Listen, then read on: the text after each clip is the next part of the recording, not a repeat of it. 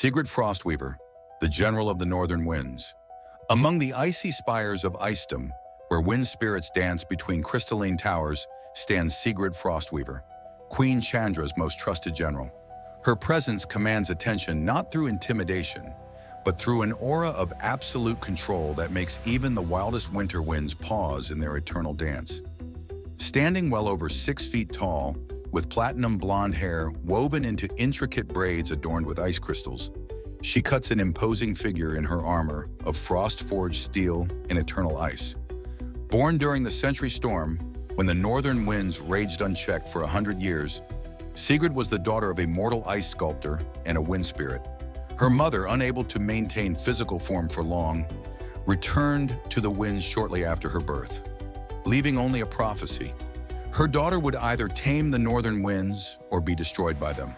Her father, determined to give her the strength to survive her destiny, raised her in his workshop, teaching her to see the living essence within ice and stone. As a child, Sigrid showed an uncanny ability to hear the voices in the wind, understanding their ancient songs and feral harmonies.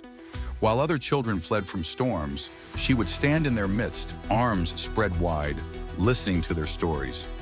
Her father noted that the ice responded to her presence, forming intricate patterns wherever she walked, as if nature itself recognized her dual heritage. The calling came on her 16th winter, when dreams of a mighty battle axe, buried deep within the heart of winter, plagued her nights. The weapon, known as Northrender in the old tales, was said to be forged from the first ice that ever formed in the cosmos, imbued with the power to command the very winds themselves. These dreams were no mere fancy. They were a summons from Queen Chandra herself, who had been watching the young half-spirit since her birth. The journey to claim Northrender would prove to be Sigrid's first great trial. The heart of winter lay beyond the veil of storms, a perpetual maelstrom that had raged since the beginning of time. To reach it, she would need to learn the ancient art of windwalking, the ability to become one with the air itself. For this, she sought out the storm monks who dwelled in the highest peaks of the frozen isles. The monks initially refused to teach her, believing that one of mixed blood could never achieve the purity of form needed for windwalking. Sigrid responded not with anger, but with patience, spending a full year performing the monks' most menial tasks. She carried water from mountain springs, swept endless stairs of ice, and meditated in freezing winds until her very breath became visible as the patterns of frost in the air. Her dedication eventually won over the eldest monk, who agreed to teach her their sacred arts. Training was brutal. Sigrid learned to empty her mind of all thought save the wind's voice, to feel the currents of air as extensions of her own body. She studied the ancient wind texts, learning the names of every breeze and gale in the original tongue of the storms.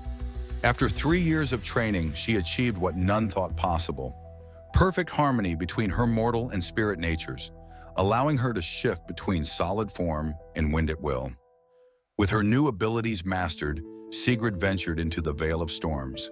The maelstrom tested her in ways the monks' training never could, forcing her to navigate currents that could tear mountains apart and dodge ice shards moving faster than thought. At the heart of the storm, she found not just Northrender, but understanding of her true nature. The axe had called to her because it too was a fusion of opposites: eternal ice given the power of movement through wind magic. Claiming Northrender changed Sigrid forever. The axe bonded with her dual nature, enhancing both her physical strength and her connection to the winds. Its blade, crafted from divine ice, could cut through anything: stone, steel, even magic itself. More importantly, it allowed her to command the northern winds, bending their ancient power to her will. Returning to civilization, Sigrid found her destiny intertwined with Queen Chandra's court.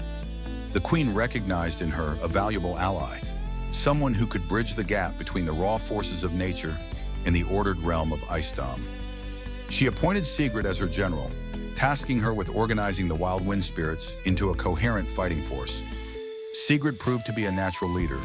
Her mixed heritage allowed her to understand both the chaotic nature of the winds and the need for structure and discipline.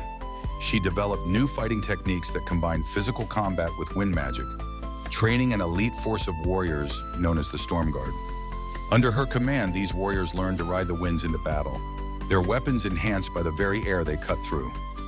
Unlike many who achieve great power, Sigrid maintains a calm and measured demeanor. She speaks softly, letting her actions carry her authority. Her laugh, though rare, is said to sound like ice chimes in a gentle breeze. She shows respect to all beings, from the mightiest wind god to the humblest mortal servant, believing that every creature has its place in the great pattern of existence. In battle, however, Sigrid becomes a force of nature itself.